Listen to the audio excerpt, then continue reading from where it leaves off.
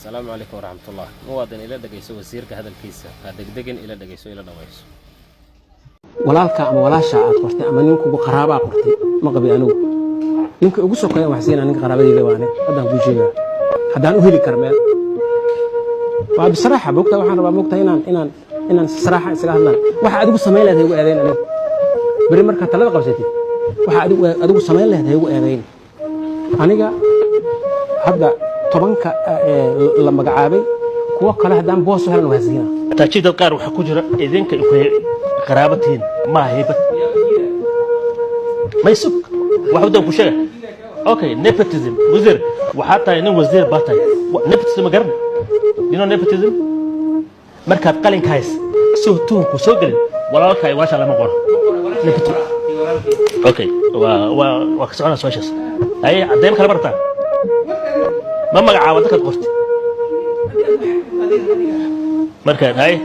كاسعود مدن وزير علي وكحون كاغا توريا مدن waxaan ka xumahay iyadoo dhalinyaro Soomaaliyeed boqolkiiba 80 ay shaqo la'aan tahay fursadda shaqada sugayaan xubnaha ka sugayaan kuwa ugu waaweyn wasiirka aad tahay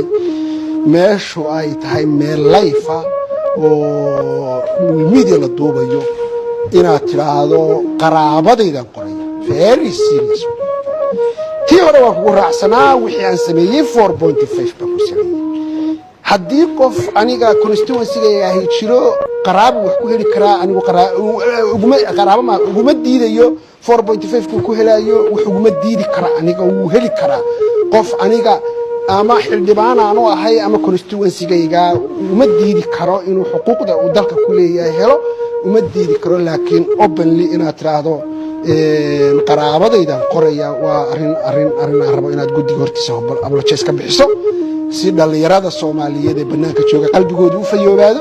ay u ogaadaan xafiiskaagu inuu dadka u siman yahay hambalyo mudane wasiir waad ku mahadsanta inta iyo in ka badan waan ka sugaynaa waayo qof cadaalad ka hadla calooshiisu banaanka taal adiga ayaa ka jira cadiifada aad la qabtid taas waxay noo dheer halkaas waxa ku joogtaan ama aad ku timideen baa waxa ahaydba